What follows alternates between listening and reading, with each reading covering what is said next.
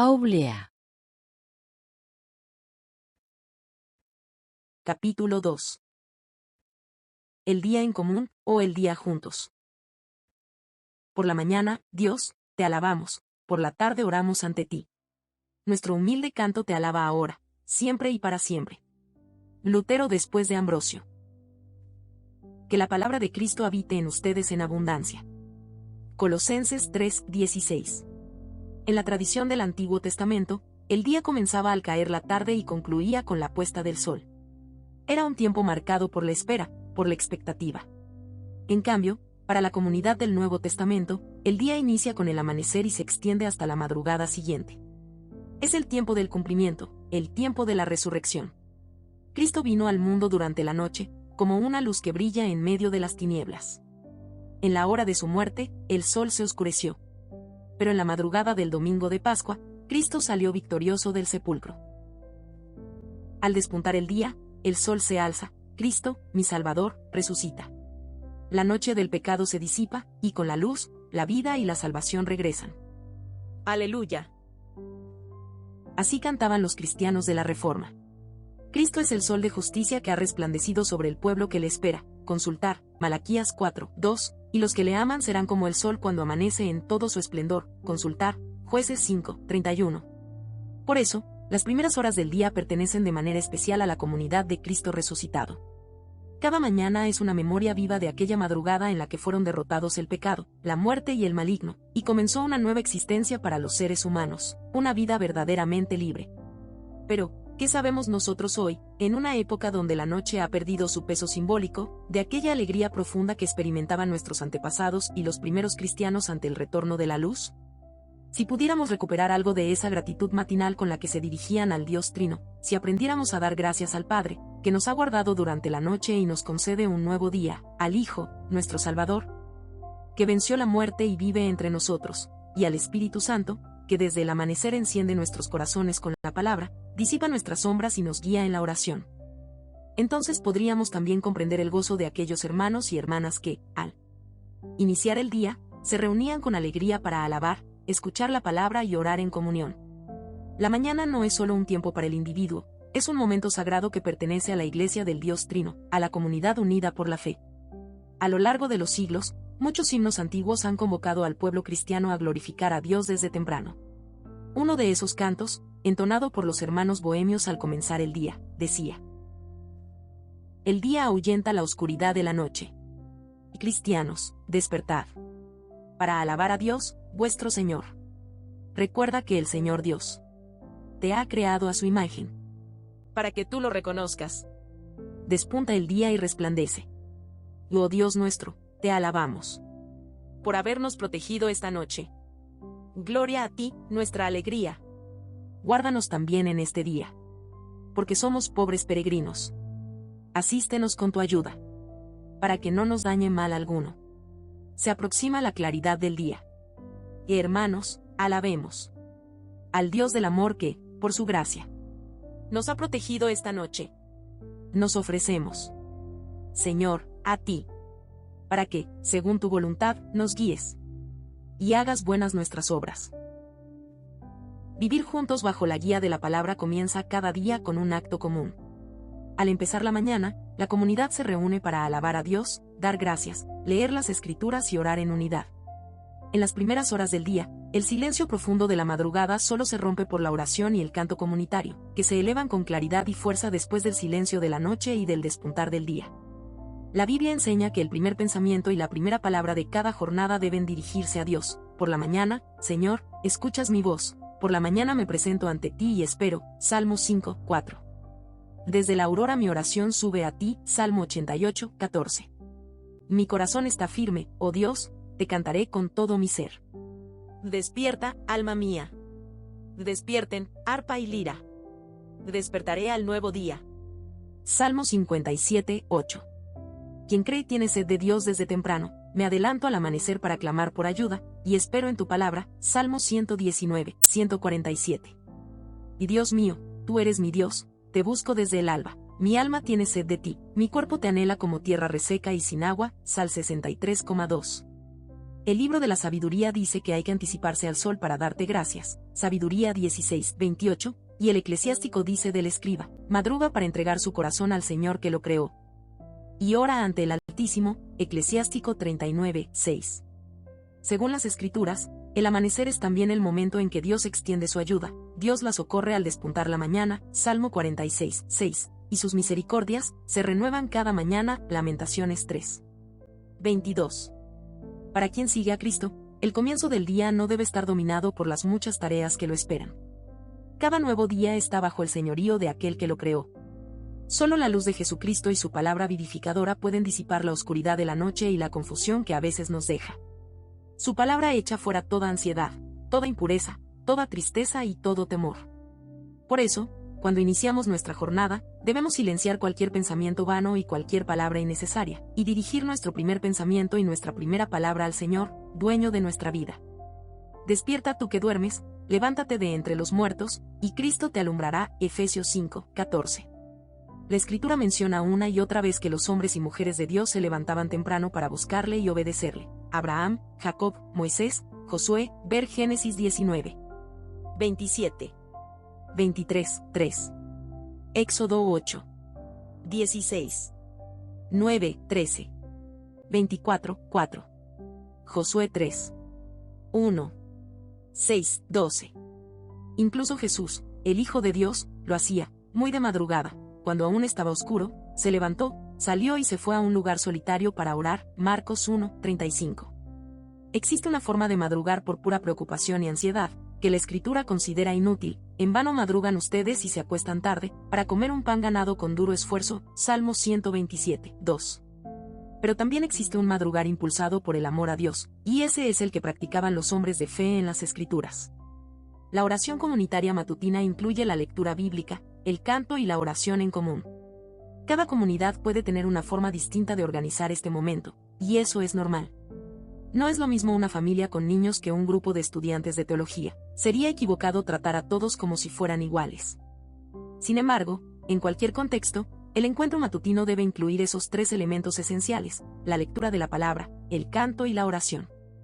Vamos a detenernos en cada uno de ellos. Anímense unos a otros con salmos. Efesios 5:19.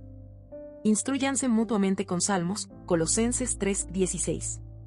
Desde la antigüedad, el uso de los salmos como oración común ha tenido un lugar privilegiado en la vida de la Iglesia. Aún hoy, algunas comunidades comienzan el día recitando los salmos. Pero muchos de nosotros hemos perdido esta práctica y deberíamos recuperarla. El libro de los salmos es único dentro de las Escrituras. Es al mismo tiempo palabra de Dios y oración humana. ¿Cómo es posible que una oración humana sea también palabra de Dios? Quienes empiezan a orar con los salmos suelen tropezar con pasajes que no logran hacer suyos. Hay salmos de inocencia, de venganza, de profundo sufrimiento, que pueden resultar chocantes. Y, sin embargo, no podemos descartarlos ni suprimirlos, porque forman parte de la Escritura, y todo cristiano debe recibirla en su totalidad, aunque algunas partes le resulten incomprensibles o incluso perturbadoras. Tal vez nos sintamos tentados a orar solo con los salmos más accesibles, dejando de lado los difíciles. Pero son precisamente esos pasajes difíciles los que pueden llevarnos a una comprensión más profunda. En ellos descubrimos que quien realmente ora es otro. Quien clama con total inocencia, quien invoca el juicio divino con autoridad, quien sufre con una intensidad indescriptible, no puede ser otro sino Jesucristo. Él es quien ora en los salmos. Así lo enseña el Nuevo Testamento y lo ha reconocido siempre la Iglesia. Jesús, el hombre perfecto, ora en los salmos a través de su cuerpo, que es la Iglesia.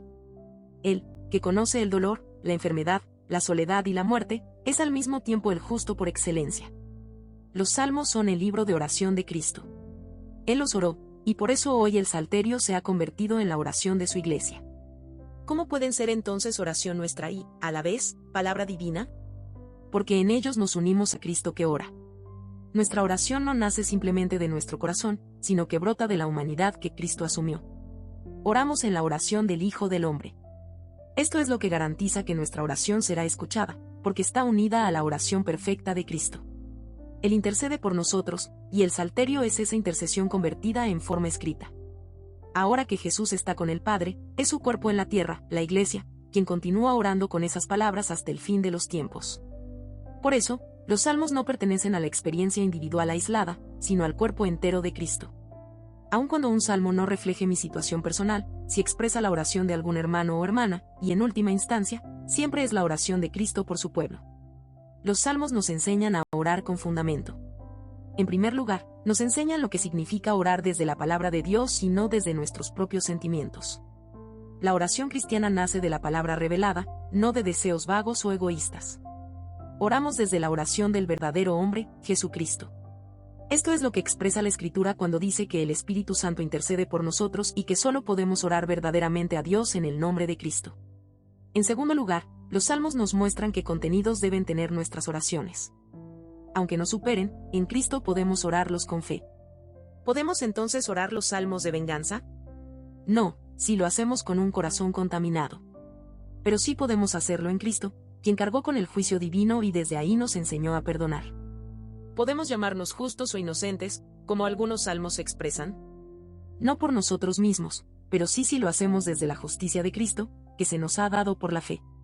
¿Y cómo orar los salmos de dolor profundo, si no los hemos vivido así? No fingiendo un dolor que no tenemos, sino recordando que Cristo sí lo vivió, y que nosotros hemos sido unidos a Él por medio de su cruz. Por eso estos salmos, como oración de Cristo, también nos pertenecen. En tercer lugar, los salmos nos enseñan a orar como comunidad. Es el cuerpo de Cristo quien ora. Mi oración individual es solo una pequeña parte de la gran oración de la Iglesia. Aprendo a orar junto con otros, dejando de lado mis circunstancias particulares. Muchos salmos del Antiguo Testamento se recitaban en forma responsorial. Esa repetición de ideas con diferentes palabras, el paralelismo, no es solo un recurso literario, sino también teológico y eclesial. Vale la pena profundizar en esto. Tomemos como ejemplo el Salmo 5. En él, dos voces elevan la misma súplica. Esto nos muestra que quien ora nunca lo hace en soledad, sino acompañado por otro, por la Iglesia, por Jesucristo. Incluso las repeticiones aparentemente monótonas, como al final del Salmo 119, nos enseñan que en la oración no se trata de un desahogo pasajero, sino de aprender, meditar y grabar profundamente la voluntad de Dios en Cristo. El teólogo Oettinger, al ordenar los salmos según las peticiones del Padre Nuestro, mostró que en ellos se contiene, en el fondo, todo el mensaje de esa oración.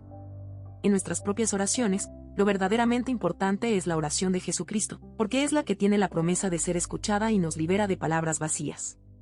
Cuanto más nos dejemos formar por los salmos y más los recitemos, más sencilla, profunda y rica será nuestra vida de oración.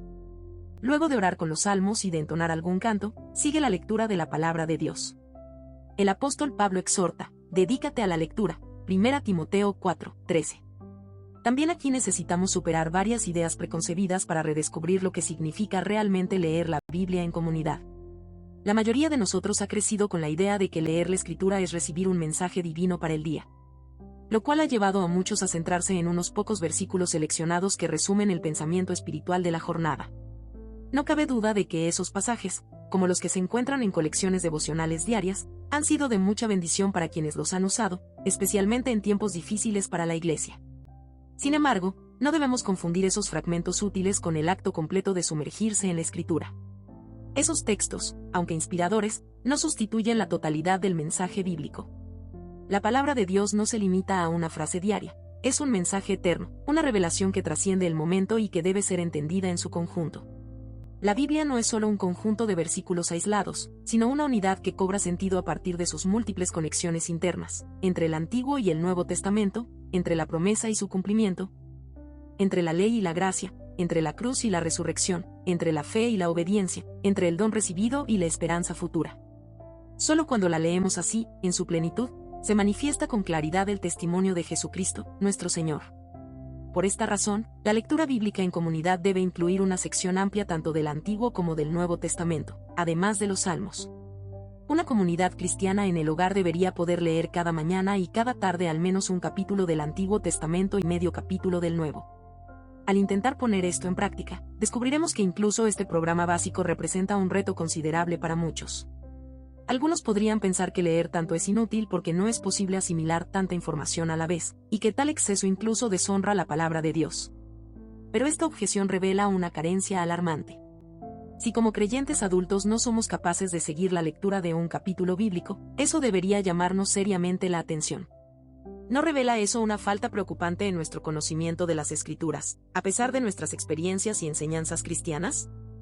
Si estuviéramos más familiarizados con la Biblia, no nos resultaría difícil seguir sus capítulos, especialmente si tenemos el texto en nuestras manos.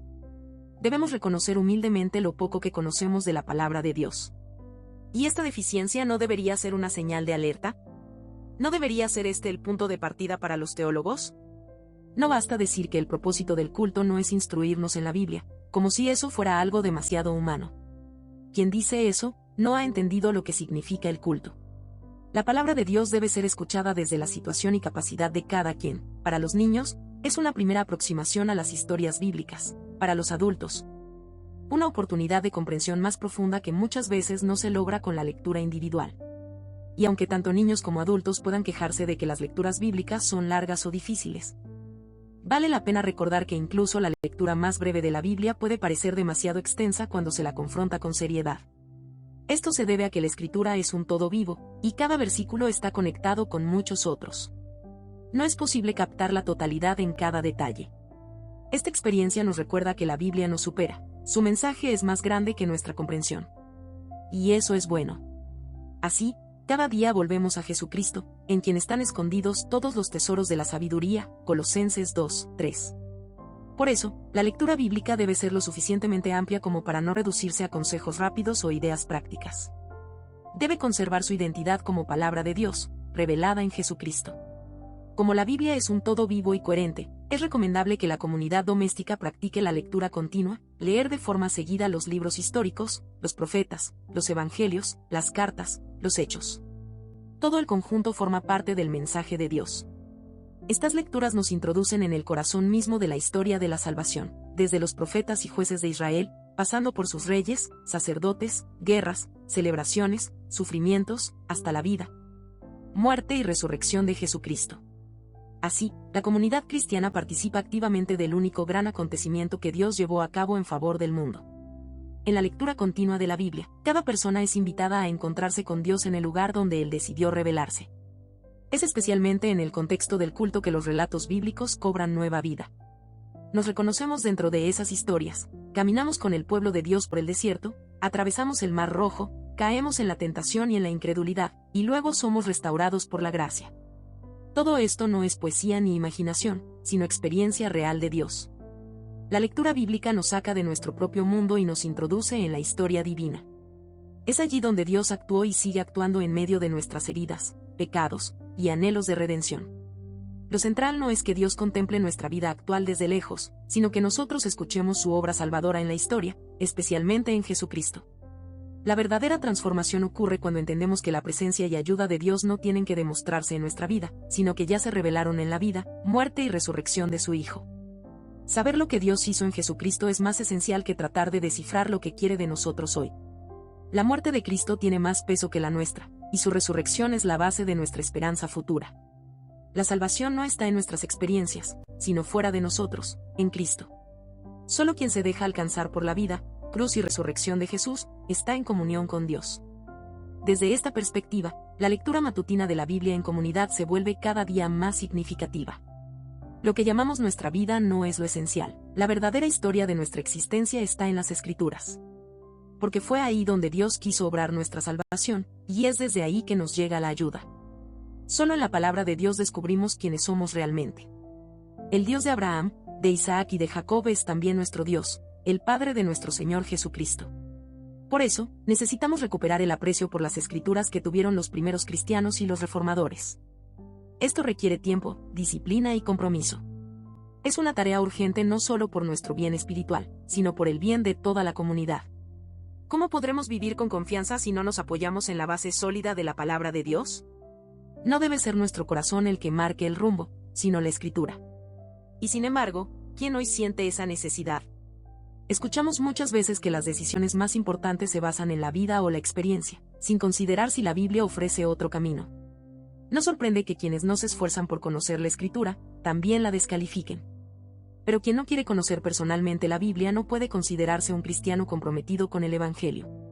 Además, ¿cómo podemos consolar verdaderamente a un hermano en dolor o en crisis si no recurrimos a la palabra de Dios? Nuestras propias palabras se agotan rápido.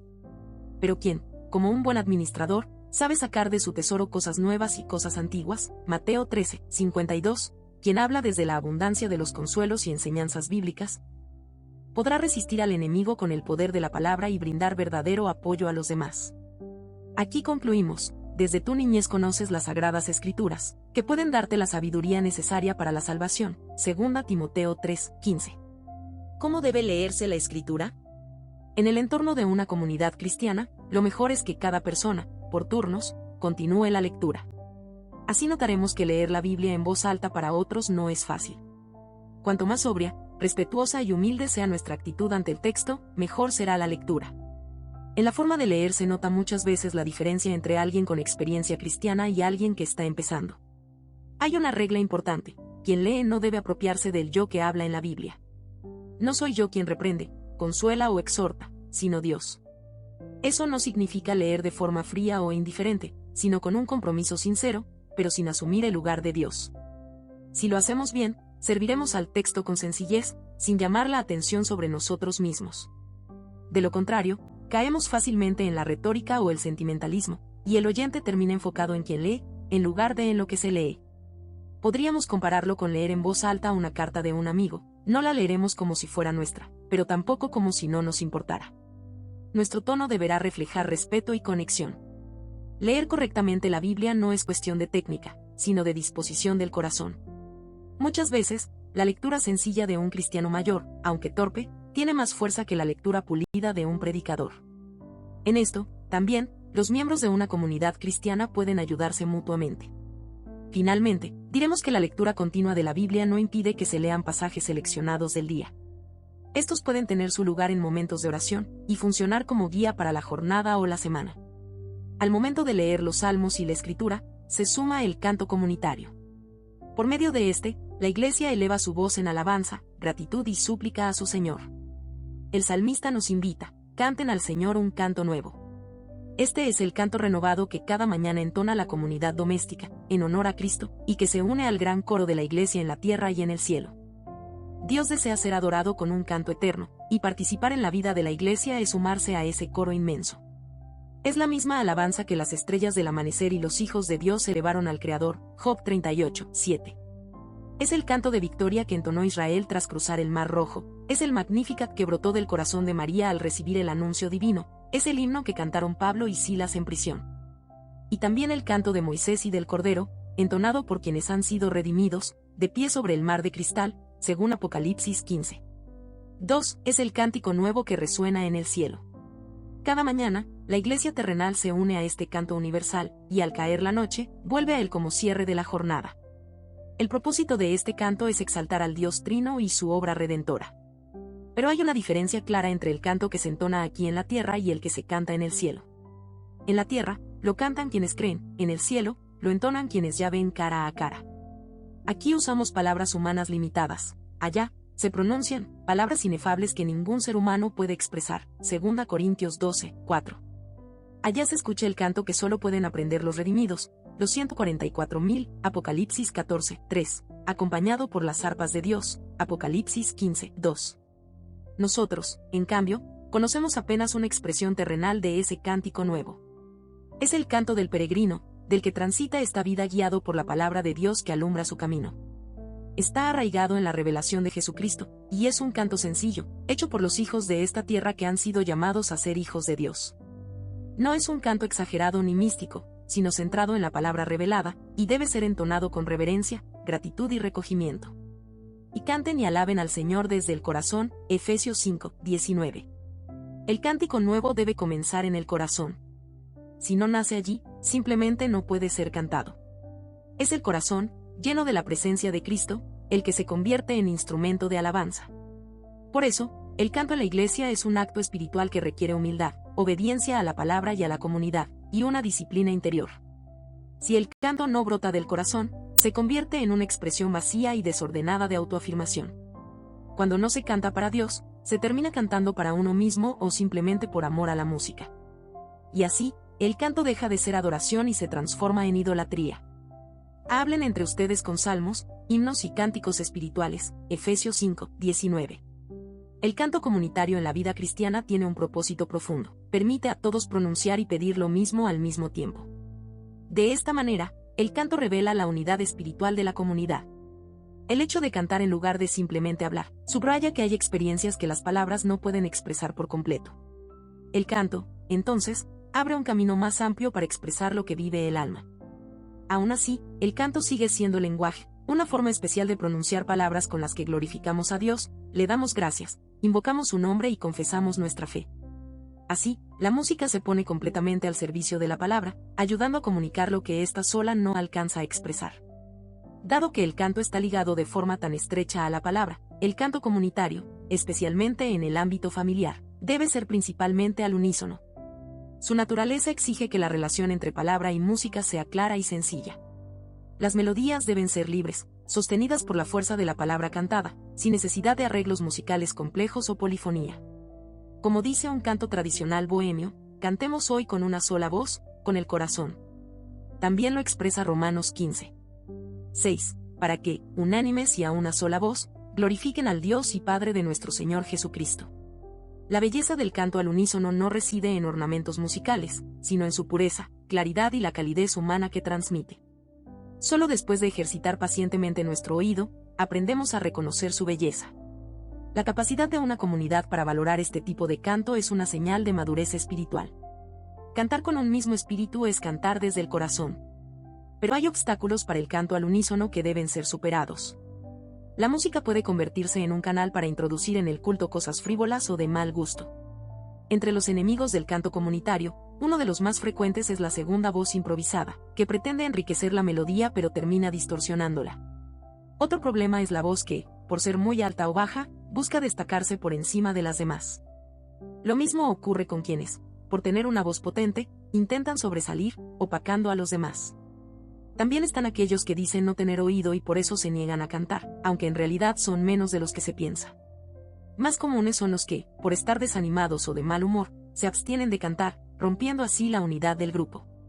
El canto al unísono es, más que una cuestión musical, una expresión espiritual. Solo una comunidad que cultiva disciplina y recogimiento interior puede experimentar la alegría que trae este tipo de canto, incluso si la ejecución no es perfecta. Para aprender a cantar de esta forma, es útil practicar los corales de la Reforma, los cantos bohemios y las antiguas melodías eclesiales. Así se puede discernir qué cantos del repertorio común se prestan mejor para este tipo de interpretación. No se trata de aplicar reglas rígidas, pero sí de decidir con sabiduría en cada caso. Tampoco se debe caer en posturas extremas. Una comunidad debe esforzarse por incorporar de forma natural y espontánea la mayor cantidad posible de cantos a su vida diaria. Esto se facilita si, junto con cantos escogidos libremente, se incluyen algunos versículos fijos que se puedan entonar entre lecturas bíblicas. El canto no debe limitarse a los momentos de culto formal. Es bueno que haya momentos específicos durante el día o la semana dedicados a cantar. Cuanto más cantamos, mayor es nuestro gozo. Y cuanto más cantamos con espíritu de comunidad, disciplina y alegría, mayor es la bendición que experimentamos en nuestra vida compartida. Cuando cantamos juntos, es la voz de la iglesia la que se manifiesta. No soy yo solo quien canta, sino la iglesia entera, y yo, como parte de ella, me uno a su alabanza. De esta manera, el canto común nos ayuda a ampliar nuestra visión espiritual, a reconocer que nuestra pequeña comunidad forma parte de la gran iglesia universal, y a unir libre y gozosamente nuestra voz. Sea fuerte o débil, al canto eterno del pueblo de Dios. La palabra de Dios, la voz de la iglesia y nuestra oración forman una unidad inseparable. En esta ocasión hablaremos de la oración compartida.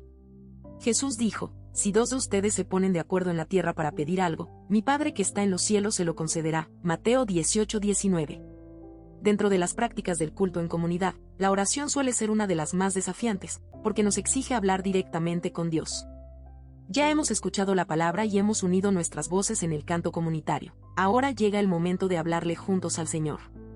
Esta oración no es genérica, sino que surge de nuestra realidad diaria. Oramos por nuestro día, nuestro trabajo, nuestra comunidad, nuestras cargas, nuestros pecados y por las personas que Dios nos ha confiado. ¿Acaso no deberíamos orar también por nosotros mismos? ¿Sería incorrecto expresarnos con nuestras propias palabras delante de otros?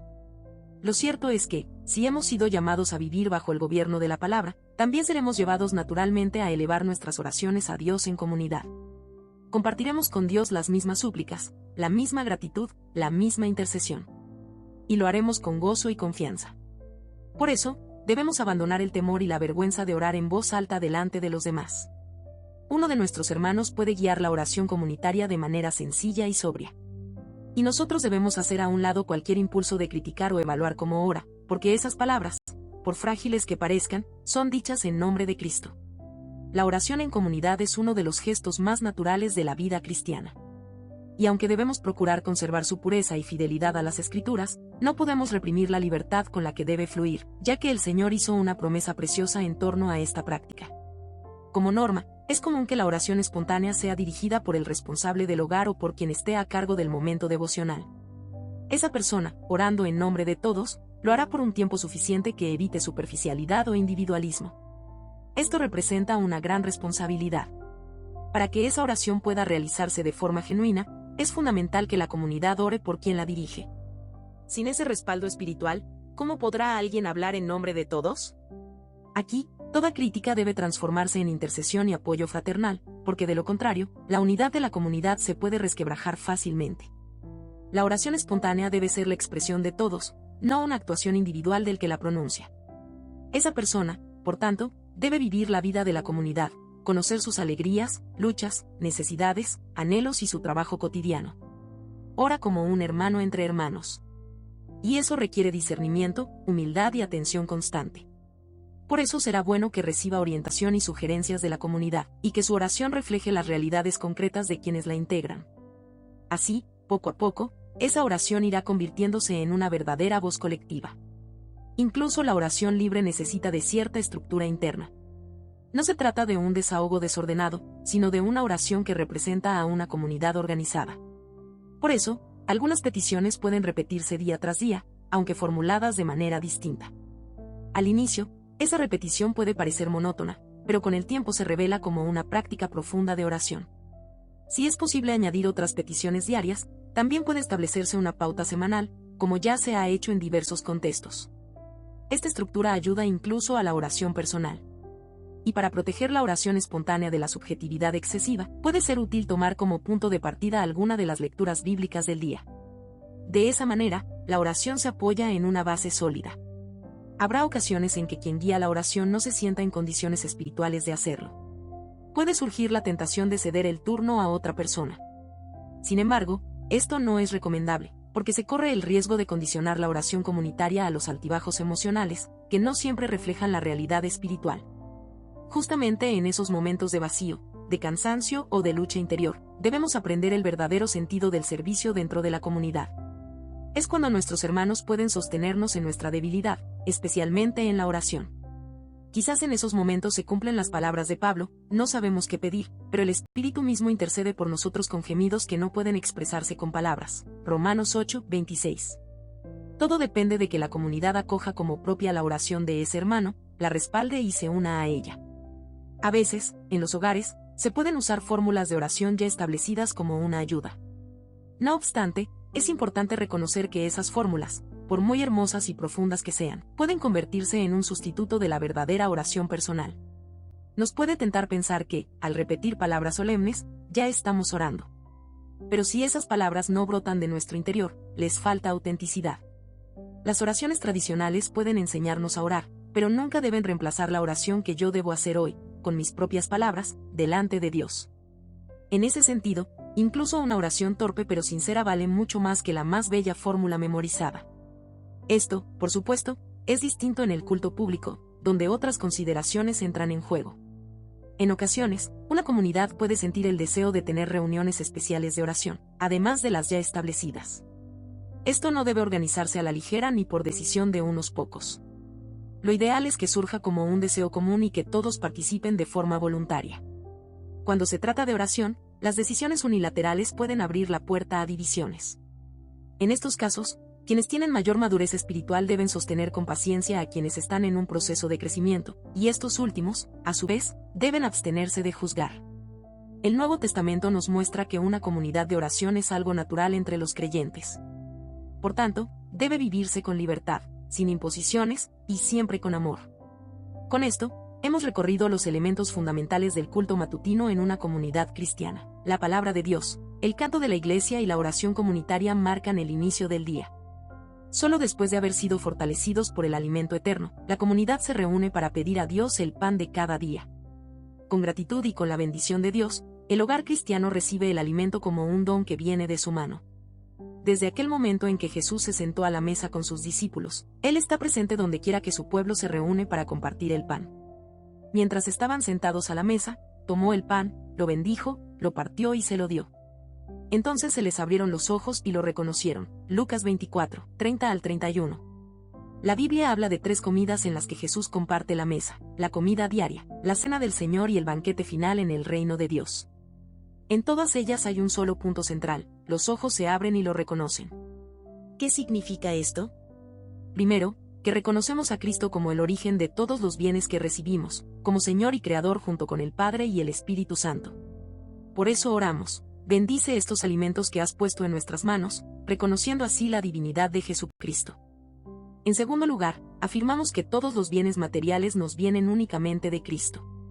Así como el mundo sigue existiendo por su palabra, también recibimos de Él todo sustento. Él es el verdadero pan de vida, no solo el dador, sino el mismo don, fundamento de todos los otros regalos.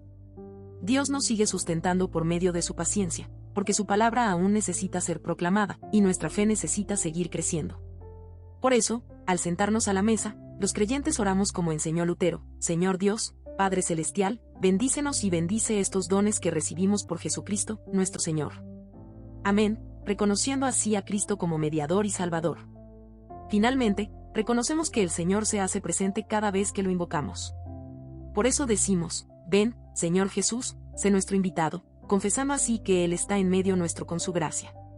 Esta no es una manera de espiritualizar la comida cotidiana, sino de reconocer que Jesús es quien nos la da. Y no solo nos da alimento, Él mismo es el alimento eterno que nos prepara para el banquete en su reino. Así, la mesa compartida cada día nos une a Cristo y también entre nosotros. Sabemos que es Él quien parte el pan, y nuestros ojos se abren para reconocerlo. Para el creyente, la comida no es solo una necesidad, sino también una celebración. Es un recordatorio en medio de las tareas del día. Así como Dios descansó después de crear, también nosotros celebramos el descanso que da sentido al trabajo. Nuestra vida no es solo esfuerzo, también es gozo por la bondad de Dios. Nosotros trabajamos, pero Él es quien nos alimenta y nos sostiene. Por eso, debemos alegrarnos. La Biblia dice que no comamos el pan de la tristeza, Salmos 127, 2, sino que lo hagamos con alegría. Come tu pan con gozo, Eclesiastés 9, 7. Y más adelante, la única felicidad del ser humano en esta vida es comer, beber y disfrutar, 8:15. Pero también pregunta: ¿quién puede comer y disfrutar sin que Dios lo permita? 2:25. Cuando los ancianos de Israel subieron al monte con Moisés y Aarón, después de ver a Dios, comieron y bebieron, Éxodo 24:11. Dios no quiere que comamos nuestro pan con tristeza, apuro ni vergüenza. La comida diaria es una celebración a la que el Señor nos invita con gozo. Cuando los cristianos se sientan a comer juntos, no solo comparten los alimentos, sino que se comprometen mutuamente. Lo que comen es el pan cotidiano, el sustento que Dios les concede. Esta acción tan sencilla los une, no solo en el plano espiritual, sino también con todo su ser, cuerpo y alma. El hecho de que todos coman del mismo pan simboliza esa unidad profunda. Por eso, mientras uno de nosotros tenga pan, nadie entre nosotros debería pasar hambre. Negarse a compartir lo material es también romper la comunión espiritual. Ambas dimensiones, la material y la espiritual, están profundamente entrelazadas. La Escritura lo dice con claridad: no apartes tu mirada del necesitado. Comparte tu pan con el hambriento, Eclesiástico 4, 1 al 2, porque en él se manifiesta el mismo Señor, Mateo 25, 37. También dice: si un hermano o una hermana no tienen ropa ni alimento diario, y alguien les dice: vayan en paz, abríguense y coman bien, pero no les da lo que necesitan, ¿de qué sirve eso? Santiago 2, 15 al 16. Mientras compartamos el pan entre todos, incluso una porción pequeña será suficiente. El hambre comienza cuando alguien decide guardarlo solo para sí. Esta es una de esas leyes divinas misteriosas. ¿No será este el mensaje que encierra el milagro de los panes y los peces, cuando Jesús alimentó a 5,000 personas con apenas 5 panes y 2 peces? Comer juntos también recuerda a los cristianos que, por ahora, seguimos siendo peregrinos. El pan que compartimos no es eterno. Pero este gesto de compartir nos anticipa algo más grande: un día, en la casa del Padre, recibiremos el pan incorruptible. Dichoso el que coma en el reino de Dios. Lucas 14, 15. Después de compartir el pan, el día del cristiano continúa con el trabajo. El ser humano sale a trabajar y sigue en su labor hasta el anochecer. Salmo 104, 23. En general, eso implica que cada miembro de la familia sigue su propio camino durante el horario laboral. La oración y el trabajo son realidades distintas, pero no opuestas. Así como el trabajo no debe interferir con la oración, tampoco la oración debe obstaculizar el trabajo. Dios ha dispuesto que trabajemos 6 días y descansemos 1, y que cada jornada esté marcada por ambos signos, orar y trabajar. La oración necesita su tiempo, pero las horas del día están dedicadas principalmente al trabajo. Solo cuando cada actividad ocupa su lugar es posible comprender cómo ambas se necesitan mutuamente. La oración sin trabajo puede volverse estéril, y el trabajo sin oración puede vaciarse de sentido. Solo quien reconoce esta diferencia puede descubrir su unidad más profunda. El trabajo ubica al ser humano en un entorno distinto, el mundo de las cosas, que reclaman su atención y acción. El cristiano, que viene del mundo de la fraternidad, entra ahora en un ámbito impersonal, donde debe actuar con objetividad. Dios utiliza este mundo para liberarnos de nosotros mismos. Al poner al hombre frente a las cosas, lo aleja de su ego y lo llama a una misión concreta.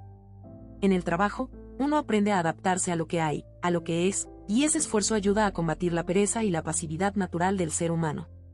El contacto con el mundo real confronta los impulsos egoístas. Pero esto solo tiene sentido si en medio de las cosas podemos percibir también la presencia de Dios, quien manda a trabajar no como un castigo, sino como una oportunidad para liberarnos de nosotros mismos. No por eso el trabajo se vuelve más fácil. Al contrario, quien entiende su verdadero significado, no le huye a su exigencia. Más bien, enfrenta la rudeza del mundo material con responsabilidad. Y al reconocer en medio del esfuerzo la presencia personal de Dios, el cristiano logra entrelazar oración y trabajo en una unidad coherente. Así entiende lo que quiso decir Pablo con oren sin cesar. 1 Tesalonicenses 5, 17. Su oración se extiende a lo largo del día, se mezcla con el trabajo, no lo interrumpe, sino que le da profundidad y alegría. Así, cada palabra, acción y tarea se convierten en una forma de orar, no por evasión, sino porque se descubre a Dios en medio de lo concreto. Todo lo que hagan, de palabra o de obra, háganlo en el nombre del Señor. Colosenses 3, 17. Cuando se logra esa unidad, el día del cristiano adquiere orden y disciplina. Esa unidad comienza a buscarse en la oración de la mañana y se confirma a lo largo del trabajo diario. Muchas veces, cuando desperdiciamos el tiempo, caemos en tentaciones, nos falta fuerza para seguir adelante o nuestras relaciones se vuelven caóticas. Todo eso tiene su raíz en haber descuidado la oración al comenzar el día. La oración nos ayuda a ordenar nuestro tiempo y nuestras prioridades. Y cuando somos capaces de reconocer a Dios en medio del trabajo, tenemos la fuerza para resistir las tentaciones cotidianas. Las decisiones importantes también se vuelven más claras cuando no las tomamos por miedo a los demás, sino para agradar a Dios. Todo lo que hagan, háganlo de corazón, como para el Señor y no para los hombres. Colosenses 3, 23. Incluso las tareas más rutinarias se vuelven más llevaderas cuando recordamos que Dios está presente y que Él es quien nos llama a cumplir con responsabilidad. Nuestra energía se renueva cuando le pedimos a Dios la fuerza para hacer lo que tenemos por delante. A la mitad del día, cuando es posible, la comunidad cristiana puede tomar una pausa breve.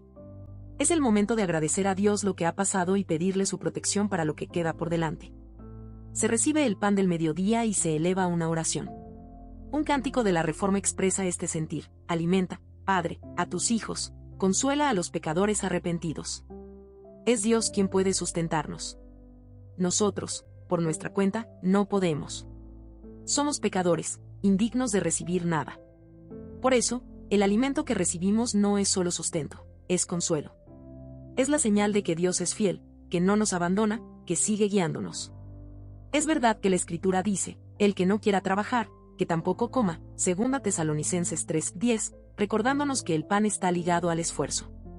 Pero eso no significa que el que trabaja tenga derecho a exigir algo ante Dios. El trabajo es una obligación, el pan, en cambio, es un regalo. No se trata de un intercambio, es pura gracia. Dios puede decidir que nuestro trabajo nos dé lo necesario para vivir, pero eso es su voluntad, no una consecuencia automática. Por eso, al mediodía, los creyentes se sientan en la mesa que Dios les ofrece. Es una de las 7 horas tradicionales de oración en la vida de la Iglesia y los Salmos. A la mitad del día, el pueblo de Dios levanta su voz para reconocer sus maravillas y clamar por ayuda. Es también la hora en la que, según los evangelios, el cielo se oscureció sobre la cruz de Cristo, cuando estaba por consumarse la obra de la reconciliación. La comunidad cristiana que pueda hacer una pausa en esta hora para orar, comprobará que ese momento no pasa sin fruto. La jornada de trabajo ha llegado a su fin. Si ha sido pesada, con luchas y dificultades, el creyente puede comprender mejor las palabras del himno de Paul Gerhardt. La labor por fin termina, y todo nuestro ser descansa. Pronto serás libre de las penas del mundo y de su duro esfuerzo. Cada día trae su propio desafío a la fe, y el de mañana traerá los suyos. Ya no hay nada más que podamos hacer por hoy. La comunidad vuelve a reunirse, ahora en torno a la cena y a la oración nocturna. Resuena entonces esa súplica que los discípulos hicieron a Jesús camino a Emaús: quédate con nosotros, Señor, porque ya es tarde y el día se acaba. Lucas 24, 29. Es significativo que el último acto del día, antes del descanso, sea la oración comunitaria. En ese momento, cuando el bullicio del día se apaga, la palabra de Dios puede brillar con más claridad en medio de la comunidad. Así como la oración matutina abrió el día, ahora la oración nocturna lo cierra: salmos, lectura bíblica, cantos y súplica compartida. Conviene destacar la importancia de la intercesión durante la oración vespertina. Al terminar la jornada, presentamos ante Dios nuestras peticiones, por toda la iglesia, por nuestra comunidad, por nuestros vecinos, por quienes están solos, por los enfermos, por los que se encuentran al borde de la muerte, por nuestras familias. Es este un momento especial, cuando dejamos atrás las tareas del día y nos abandonamos, confiados, en las manos de Dios. ¿No es justamente ahora cuando podemos vislumbrar con más hondura su poder y su cuidado amoroso? Ya no tenemos que hacer nada.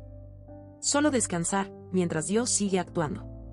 El que cuida a Israel no duerme ni se adormece. Salmos 121, 4. La oración de la noche también es ocasión para pedir perdón. Confesamos ante Dios todo lo que hemos hecho mal, y también lo que le hemos fallado a nuestros hermanos.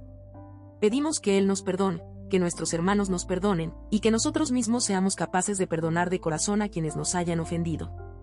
Es una tradición antigua en muchos monasterios que, antes de dormir, el superior y los monjes se pidan perdón mutuamente por cualquier falta o descuido ocurrido durante el día. Incluso, se daban entre sí una palabra de reconciliación. Esto da cumplimiento al mandato del apóstol: no permitan que se ponga el sol sobre su enojo. Efesios 4:26. Es fundamental para la vida en comunidad no arrastrar al día siguiente las heridas del día que termina. Irse a dormir sin haber sanado esas rupturas puede ser peligroso para el corazón del creyente. Por eso, es tan importante que la oración nocturna incluya una súplica específica por el perdón mutuo, con el propósito de restaurar la comunión fraterna y renovar la unidad de los hermanos en Cristo. Otro aspecto que llama la atención es la manera en que muchas oraciones nocturnas tradicionales incluyen súplicas para que Dios proteja a sus hijos del maligno, de sus acechanzas y del temor ante una posible muerte repentina durante la noche. Los cristianos de generaciones pasadas eran muy conscientes de nuestra vulnerabilidad mientras dormimos.